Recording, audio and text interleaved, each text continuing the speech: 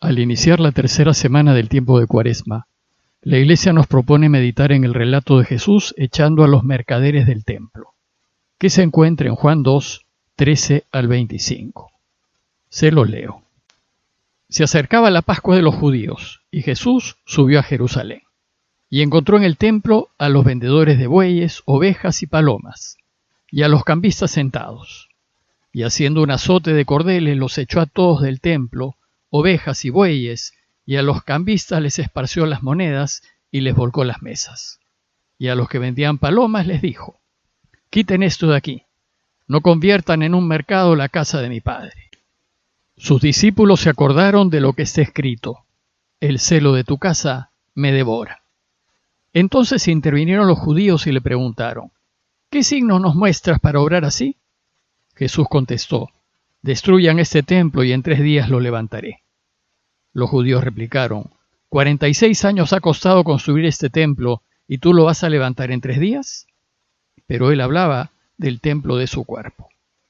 Y cuando resucitó entre los muertos, los discípulos se acordaron de lo que había dicho Jesús y dieron fe a la Escritura y a las palabras que había dicho. Mientras estaba en Jerusalén por las fiestas de Pascua, muchos creyeron en su nombre, viendo los signos que hacía. Pero Jesús no se confiaba con ellos porque los conocía a todos, y no necesitaba el testimonio de nadie sobre un hombre, porque Él sabía lo que hay dentro de cada uno. Antes de comentarles el texto de hoy, deseo hacer una breve nota acerca del templo.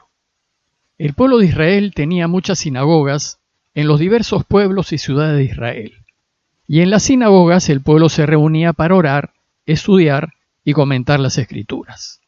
Pero solo tenía un templo, que estaba en Jerusalén y que se le consideraba la casa de Dios. Era un lugar sagrado y, según los judíos, era el lugar físico en donde habitaba el Señor. Destruirlo era tocar el corazón del pueblo y significaba que Dios ya no estaría con su pueblo. En la historia de Israel, el templo fue destruido 2 veces. El primer templo, el que construyó Salomón, fue destruido por el rey Nabucodonosor II en el siglo VI a.C., y los judíos terminaron exiliados en Babilonia. Al finalizar el destierro en Babilonia, cuando el pueblo volvió a Israel entre 50 y 70 años después, lo primero que hizo fue reconstruir el templo. Era necesario que Dios vuelva a habitar en medio de ellos. Ese segundo templo permaneció en pie hasta que los romanos, en el año 70 después de Cristo, lo destruyeron totalmente, dejando solo sus cimientos, que es donde los judíos actualmente oran y que se conoce como el Muro del Llanto o Muro de los Lamentos. Luego de su reconstrucción y debido al paso de los años, el segundo templo se fue deteriorando, y una de las grandes obras que hizo el rey Herodes el Grande fue restaurarlo.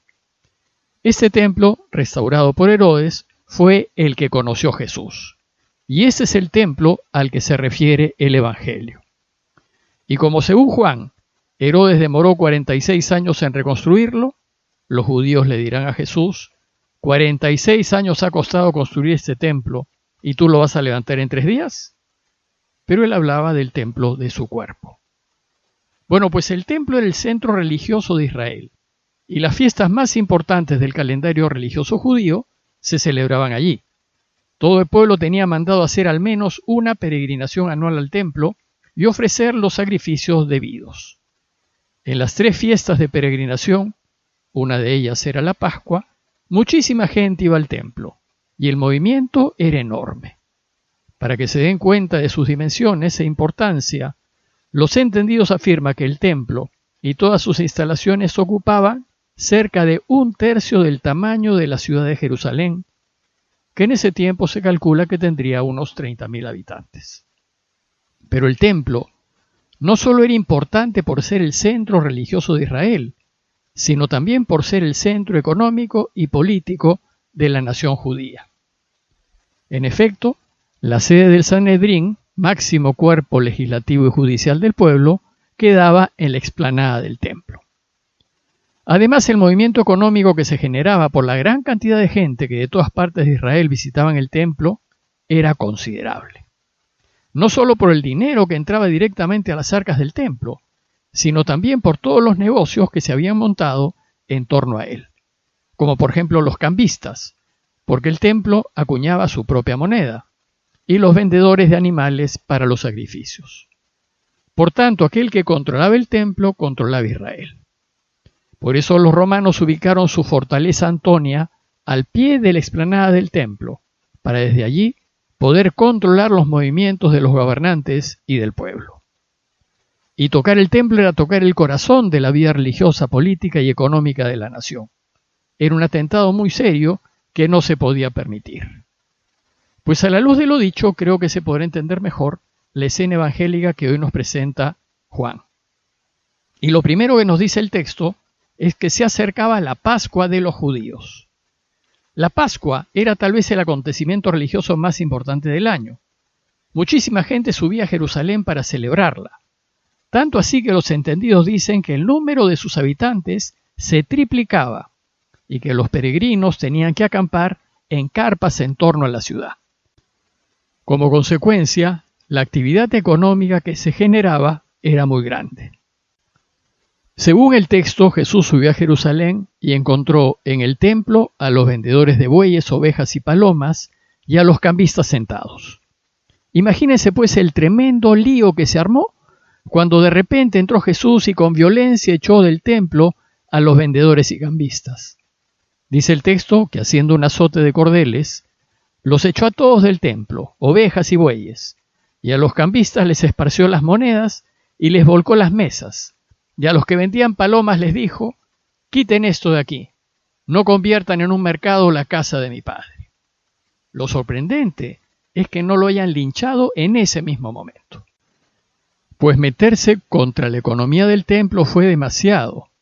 No solo se afectaba a todos los negociantes, sino que además atentaba contra la estabilidad misma de Israel.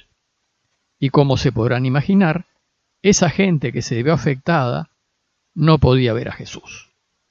¿Pero por qué Jesús hizo esto? Según el relato, sus discípulos se acordaron de lo que está escrito: el celo de tu casa me devora. Y el templo era la casa de su padre. Recuerden que cuando se perdió en el templo a los 12 años y sus padres angustiados lo buscaron, él respondió: ¿no sabían que yo debía estar en la casa de mi padre? Para Jesús el templo era la casa de su padre, y su padre fue centro de su vida, la razón de su vivir, y lo que da cuenta de todo lo que dijo e hizo. Y para Jesús, la voluntad de su padre fue siempre lo primero. Por eso repetidas veces dirá: mi alimento es hacer su voluntad, he venido a hacer solo su voluntad, y vivo para hacer su voluntad, que se haga su voluntad. Por tanto, ni familia, ni amigos, ni negocio, ni deseos de poder, ni ansias de fama, ni salud, ni siquiera la propia vida, puede anteponerse al Padre. Por eso nosotros, los que queremos ser sus discípulos, tenemos que buscarlo siempre y por encima de cualquier deseo o interés personal. Lo que había sucedido es que los mercaderes del templo habían antepuesto sus intereses personales a Dios y a su culto y reverencia. Para ellos Dios había pasado a un segundo plano y en primer plano ellos habían puesto sus negocios.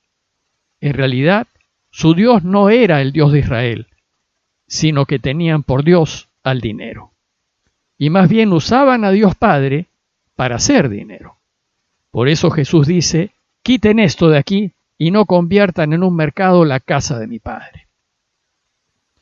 Ver pues a su Padre y lo de su Padre convertido en un medio para satisfacer solo intereses personales irritó enormemente a Jesús.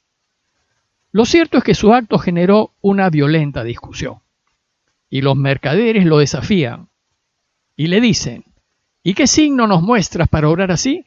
¿Qué autoridad tienes para hacer esto? ¿Acaso vienes de parte de Dios? Y entonces les ofrece Jesús el signo de su resurrección. Destruyan este templo, y en 3 días lo levantaré. El signo es su resurrección.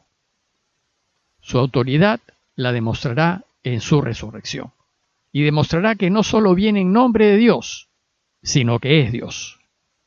Evidentemente esta alusión no la entendieron sus opositores, pues respondieron: 46 años ha costado construir este templo, ¿y tú lo ves a levantar en 3 días? Pero tampoco sus discípulos entendieron, pues nos dice Juan, que recién, cuando resucitó entre los muertos, los discípulos se acordaron de lo que había dicho, y dieron fe a la Escritura y a las palabras que había dicho Jesús. El Evangelio de hoy termina con una frase difícil de entender. Mientras estaba en Jerusalén por las fiestas de Pascua, muchos creyeron en su nombre, viendo los signos que hacía.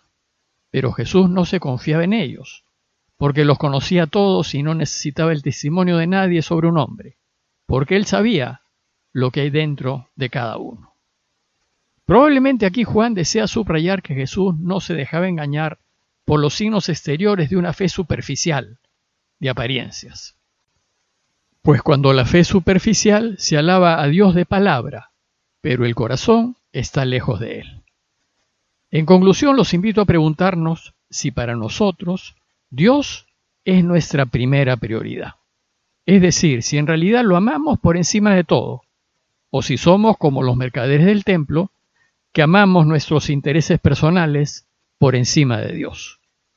Pues si amásemos a Dios por encima de todas las cosas, nos sería muy fácil elegir en todo momento lo que es verdadero y lo que es justo.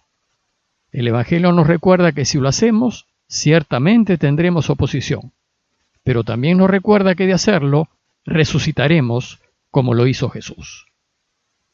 Pidámosle pues a Dios que se convierta en el centro de nuestras vidas y que todo lo que hagamos sea solo por Él y para Él. Parroquia de Fátima, Miraflores, Lima.